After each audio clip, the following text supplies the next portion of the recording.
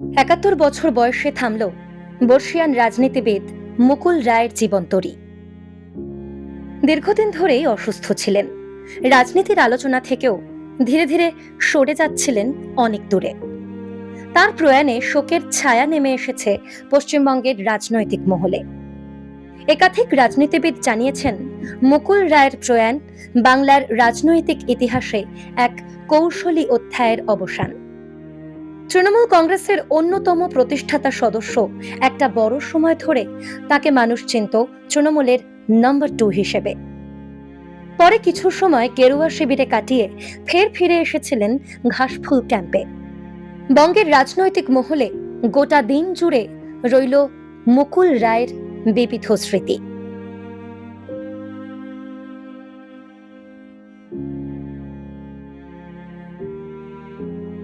কান্নায় ভেঙে পড়লেন দাপুটে নেতা অনুব্রত মণ্ডল।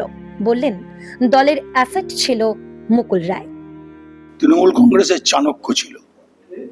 মুকুল রায়ের সঙ্গে দল করছে আমি অনেক আগে থেকে, 80 সাল থেকে।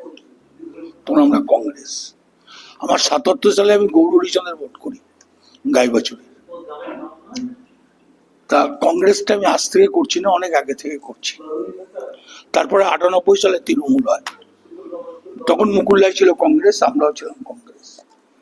মুকুল রায় তৃণমূলের জন্য মমতা ব্যানার্জি মুকুল রায়কে অনেক কিছু এগিয়ে দিয়েছিলেন এবং অনেক কিছু ছেড়েও দিয়েছিলেন। মুকুল রায় তৃণমূল দলটাকে জন্য অনেক কিছু করেছেন এবং সবটাই মমতা ব্যানার্জির সাপোর্টে। শোক জ্ঞাপন করেন বিজেপি নেতা দিলীপ ঘোষ। বলেন, একসময় বাংলার রাজনীতিতে চর্চিত ছিলেন মুকুল রায়। একজন বড় রাজনীতিবিদ চলে গেলেন, ওর মৃত্যুতে কষ্ট পেয়েছি। মুকুল রায় খুবই চর্চিত ছিলেন পশ্চিমবাংলার রাজনীতিতে, কন্ট্রিবিউশনও আছে। টিএমসি কে দাঁড় করানোর জন্য তার বিরাট বড় যোগদান আছে। বিজেপিতে উনি সার্ভিস দিয়েছেন, কেন একজন বড় রাজনীতিবিদ পশ্চিমবাংলার চলে গেছেন। খুব কষ্ট পেয়েছেন, অনেকদিন ধরে অসুস্থ ছিলেন। তো তার আত্মার সদ্গতি হোক, পরিবারের লোক শান্তি পান আর মনোবল ফিরে পান, এইটুকু হয়। শ্রদ্ধা জানাই তাকে, আর কি বলবো। শোক জ্ঞাপন করে বিজেপি বিধায়ক অগ্নিমিত্রা পল জানিয়েছেন, দলে যোগ দেওয়ার পরে প্রথম মুকুল রায়ের সংস্পর্শেই তিনি এসেছিলেন। তারপরে একে একে অন্যদের সঙ্গে পরিচয় হয়েছিল। অত্যন্ত আমরা দুঃখিত, এবং মুকুলদা আমাদের দলে বহু বছর ছিলেন এবং ভীষণভাবে উনি আমাদের দলের প্রতিটি কার্যকর্তাকে সাহায্য করা, ইলেকশনে সাহায্য করা, সেই কাজটি উনি করেছিলেন। হ্যাঁ, আমাদের দল ছেড়ে উনি চলে গেছেন। এবং আমার স্পেশালি আমি যখন 2019-এ প্রথম জয়েন করি, তখন ওনার সাথেই আমার প্রথম কমিউনিকেশন হয়। উনি এবং কৈলাস বিজয়বর্গিয়ার সাথেই আমার প্রথম কমিউনিকেশন হয়। শুধু আজকে আমাদের সবার জন্যই আমরা অত্যন্ত দুঃখিত যে মুকুলদা আমাদের ছেড়ে চলে গেছেন। মুকুল রায়ের সঙ্গে পাল্লা দিয়ে দল বদলেছেন বিজেপি নেতা অর্জুন সিংও।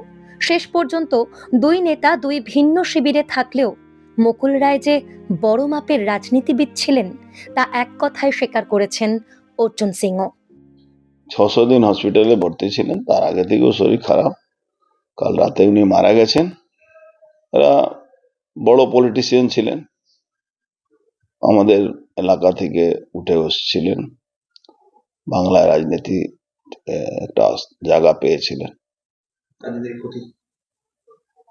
দেখুন, রাজনীতিতে অনেক রকম অনেক বিশ্লেষণ হয়, কিন্তু একটা মানুষ যে জায়গা পৌঁছেছিলেন, প্রত্যেক মানুষের মৃত্যু নিশ্চিত আছে। ওনারও মৃত্যু হয়েছে, আমরা সবাই দুঃখিত। সোমবার সকালে বেসরকারি হাসপাতাল থেকে মুকুল রায়ের মরদেহ প্রথমে নিয়ে যাওয়া হয় বিধানসভায়। সেখানে তাকে শেষ শ্রদ্ধা জানান তৃণমূল কংগ্রেসের সর্বভারতীয় সাধারণ সম্পাদক অভিষেক বন্দ্যোপাধ্যায়, বিধানসভার স্পিকার বিমান বন্দ্যোপাধ্যায় সহ বহু রাজনীতিবিদ। এরপরে তার দেহ নিয়ে যাওয়া হয় তার কাঁচরাপাড়ার বাড়িতে। মুকুল রায়ের ছেলে শুভ্রাংশুর সঙ্গে কাঁচরাপাড়া যান খোদ অভিষেক বন্দ্যোপাধ্যায়। শেষে হালিশহর শ্মশানে শেষকৃত্য সম্পন্ন হয় মুকুল রায়ের। শেষ হয় বঙ্গ রাজনীতিতে মুকুল অধ্যায়।